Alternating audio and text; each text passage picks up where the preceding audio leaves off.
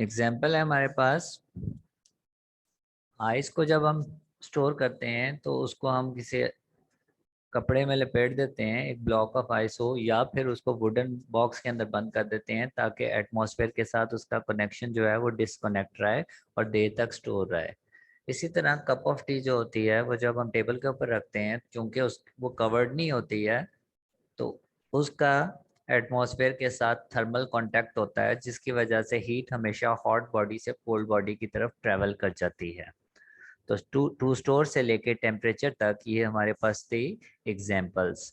उसके बाद हमने एक्सप्लेनेशन करनी है, बिल्कुल स्टार्ट से, व्हेन से हमने स्टार्ट करनी है explanation. When we touch a body से लेके बॉडी इज तक, उसके बाद अ कैंडल से कंटिन्यू करना है, स्टार लगा के अ कैंडल से कंटिन्यू करना है, और ये अप टू जाएगा टच ए हॉट बॉडी तक, यहाँ तक। When we touch a body, first two lines लिखने के बाद स्टार लगा के ये हमने इसके साथ ज्वाइन कर देना है। ये हमारी एक्सप्लेनेशन है, जिसमें हमने बताना है कि किसी बॉडी को अगर हम टच करें तो हम आसानी से फील करके बता सकते हैं कि वो बॉडी गर्म है या ठंडी है। कैंडल के ऊपर हाथ रखते हैं तो हम कहते हैं वो गर्म है। इसी तरह आइस को हम टच करते हैं तो हम कहते हैं कि वो ठंडी है। लेकिन ये जो टच करने का तरीका है, सेंस ऑफ टच, ये अच्छा तरीका नहीं है, क्योंकि कभी कभी इससे नुकसान भी हो सकता है। अनसेफ मेथड है हमारे पास, क्योंकि टच ज़्यादा गर्म चीज़ हो, हाथ लगाने से हमारा हाथ जल सकता है। तो ये हमारे पास थी एक्सप्लेनेशन। एक्सप्लेनेशन के बाद हमारे पास हेडिंग नंबर 6 है, जो कि हीट फ्लोज से शुरू होती है। और यहाँ पे आपने हेडिंग डालनी है थर्मल इक्विलिब्रियम, और इसमें हमने कुछ चेंज भी करनी है। यहाँ पे आप पहले हेडिंग डाल दें थर्मल इक्विलिब्रियम। पहले मैं आपको बताता हूँ थर्मल इक्विलिब्रियम क्या होता है।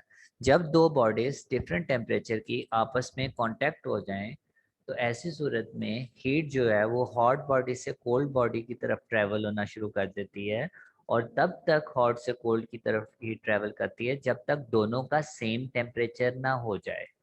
इसी चीज को हम कहते हैं थर्मल इक्विलिब्रियम। हीट का हॉट से कोल्ड की तरफ जाना और दोनों का सेम टेम्परेचर हासिल कर लेना, इस प्रोसेस को हम कहते हैं थर्मल इक्विलिब्रियम। तो आपने हीट फ्लोज से आपने हेडिंग डाली थर्मल इक्विलिब्रियम की। मैं सेंटेंस रीड करता हूँ, heat flows from a hot body to a cold body until, यानी कि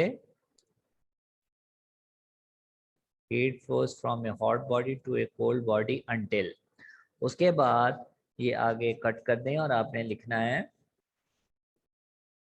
heat flows from a hot body to a cold body until both bodies have the same temperature, until both bodies have the same temperature, which is known as thermal equilibrium. Repeat कर रहा हूँ complete sentence, कुछ book में है, heat flows from a hot body to a cold body until, आपने लिखना है until के बाद both bodies have the same temperature, which is known as thermal equilibrium. तो हीट जो है हमेशा हॉट से कोल्ड की तरफ ट्रेवल करती है, और तब तक ट्रेवल करती है जब तक कि दोनों का सेम टेम्परेचर ना हो जाए, और इसी को ही हम कहते हैं थर्मल इक्विलिब्रियम।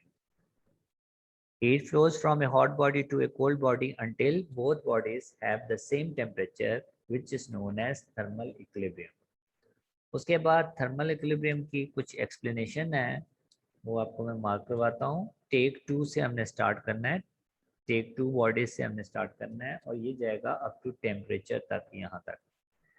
ये बेसिकली एक्सप्लेनेशन है थर्मल इक्विलिब्रियम की। तो इसलिए हमने थर्मल इक्विलिब्रियम के फौरन बाद ही ये हमारे पास हेडिंग नंबर 7 आएगी, जिसमें हमने बताना है कि दो बॉडीज हैं, अगर एक का टेम्परेचर ज़्यादा है एक का टेम्परेचर कम है, जनरल बात करनी है कि अगर इन दोनों को आपस में जोड़ दिया जाए तो हीट जो है वो हॉट से कोल्ड की तरफ ट्रेवल करना शुरू कर देगी। जितनी हॉट बॉडी हीट रिलीज करेगी उतनी कोल्ड बॉडी हीट गेन करना शुरू कर देगी, और ये प्रोसेस तब तक रहेगा जब तक दोनों का सेम टेम्परेचर ना हो जाए। तो जो हमने थर्मल इक्विलिब्रियम की डेफिनेशन की थी उसी को जनरली दो बॉडीज लेके उसको हमने एक्सप्लेन कर देना है। तो एक्सप्लेनेशन के बाद नेक्स्ट पेज में आप आ जाएं। नेक्स्ट पेज में टॉप पे हेडिंग डालेंगे एनर्जी इन ट्रांजिट। बोल्ड भी हुआ है energy in transit. Energy transit होता है एनर्जी दूसरी बॉडी का हिस्सा बन जाना, एनर्जी का दूसरी बॉडी का हिस्सा बन जाना। जैसा कि हीट हमेशा हॉट से कोल्ड की तरफ ट्रेवल करती है और जब वो दूसरी बॉडी के अंदर मुंतकिल हो जाती है तो वो उसका इंटरनल एनर्जी बन जाती है, उस बॉडी का हिस्सा बन जाती है।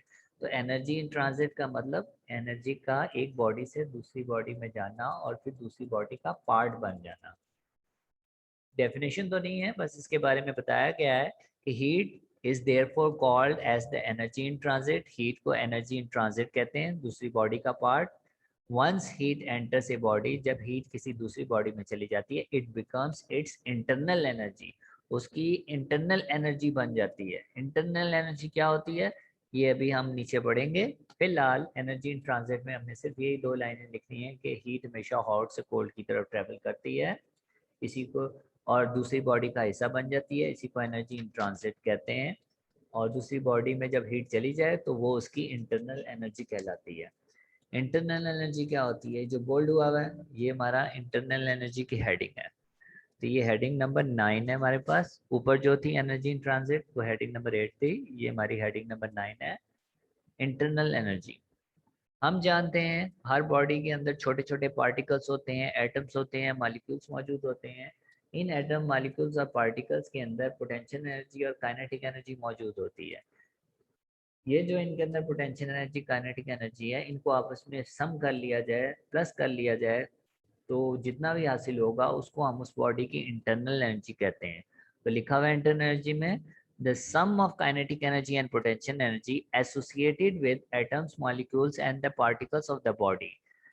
तमाम काइनेटिक एनर्जी, पोटेंशियल एनर्जी को अगर हम जमा कर लें जो कि एटम, मॉलिक्यूल्स और पार्टिकल्स में मौजूद होती है, इसको हम कहते हैं इंटरनल एनर्जी। इंटरनल एनर्जी जो है वो किन चीज़ों पे डिपेंड करती है वो नीचे लिखा हुआ है। यहाँ पे लास्ट हेडिंग डालेंगे फैक्टर्स की, और हमने बताना है कि इंटरनल एनर्जी जो है वो डिपेंड करती है एक तो काइनेटिक एनर्जी के, पोटेंशियल एनर्जी पे, और मैस ऑफ द ऑब्जेक्ट। यानी कि मैस ऑफ द ऑब्जेक्ट ज़्यादा होगा तो इंटरनल एनर्जी उसमें ज़्यादा होगी, मैस ऑफ द ऑब्जेक्ट कम होगा तो इंटरनल एनर्जी कम होगी। इसी तरह काइनेटिक एनर्जी ज़्यादा हो या पोटेंशियल एनर्जी ज़्यादा हो तो इंटरनल एनर्जी बढ़ जाती है। काइनेटिक एनर्जी क्यों होती है, मॉलिक्यूल जब वाइब्रेट करते हैं तो उनके अंदर जो एनर्जी होती है मूवमेंट की वजह से, वो काइनेटिक एनर्जी है। और पोटेंशियल एनर्जी क्यों इनके अंदर होती है, जब इंटरनल जो उनके दरमियान डिस्टेंस कम होता है वो एक दूसरे को अट्रैक्ट करना शुरू कर देते हैं मॉलिक्यूल्स, और थोड़ी देर के लिए वो जब अट्रैक्शन की वजह से वो रुकते हैं तो उनके अंदर जो एनर्जी होती है उसको पोटेंशियल एनर्जी कहते हैं।